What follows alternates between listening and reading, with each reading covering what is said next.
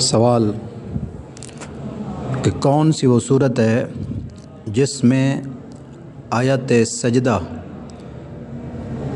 نہ کسی نے سنی ہے نہ پڑھی ہے پھر بھی اس پر سجدہ تلاوت واجب ہو جاتا ہے۔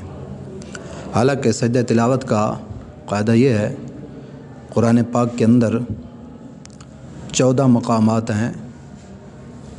کہ وہ آیات جب بندہ ان کی تلاوت کرتا ہے سجدہ تلاوت اس پر واجب ہو جاتا ہے۔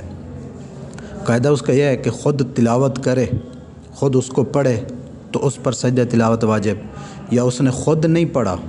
خود نہیں پڑھ سکا، کسی سے آیت سجدہ سنی ہے، کوئی تلاوت کر رہا تھا، کوئی پڑھ رہا تھا، اس کے کانوں میں اس کی آواز آئی، اب آیت سجدہ سننے پر بھی اس پر سجدہ تلاوت واجب ہو جاتا ہے۔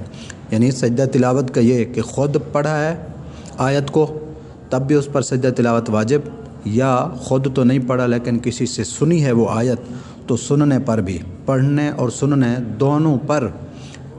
سجدہ تلاوت واجب ہو جاتا ہے۔ لیکن کوئی ایسی صورت بھی ہے کہ جس بندے نے آیت سجدہ خود بھی نہیں پڑھی اور کسی سے سنی بھی نہیں، اس کے باوجود اس پر سجدہ تلاوت واجب ہو جاتا ہے۔ تو یہ ہے ہمارا سوال کہ کون سی صورت ہے آیت سجدہ نہ پڑھی ہے نہ سنی ہے پھر بھی سجدہ تلاوت واجب ہے؟ تو اس کا جواب یہ ہے کہ امام قرآن پاک کی تلاوت کر رہا ہے نماز کے اندر، مقتدی بعد کے اندر آ کر شامل ہوا، تو اب امام نے تلاوت کر لیا، مقتدی نے وہ سنا بھی نہیں، اب وہ آ کر اسی نماز کے اندر امام کے ساتھ شریک ہو جاتا ہے۔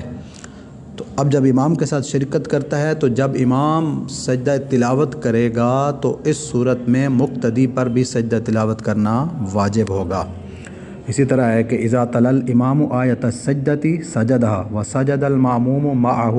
سواء سمعها منہ ام لا، فتاوی عالمگیری کے اندر کہ جب امام نے آیت سجدہ تلاوت کی ہے تو وہ سجدہ کرے گا اور مقتدی بھی اس کے ساتھ سجدہ تلاوت کرے گا، چاہے اس نے امام سے آیت سجدہ سنی ہے یا نہیں سنی ہے، دونوں صورتوں میں۔ تو یہ ہے آج ہمارے اس سوال کا جواب کہ کون سی صورت ہے کہ جس میں آیت سجدہ نہ بندے نے سنی ہے نہ پڑھی ہے پھر بھی اس پر سجدہ تلاوت واجب۔ تو اس کا جواب یہ ہے کہ امام نے نماز کے اندر آیت سجدہ پڑھی، مقتدی بعد کے اندر شامل ہوا ہے تو اس نے آیت سجدہ نہ پڑھی ہے نہ سنی ہے پھر بھی امام کے ساتھ اس کو سجدہ تلاوت کرنا ضروری ہوگا۔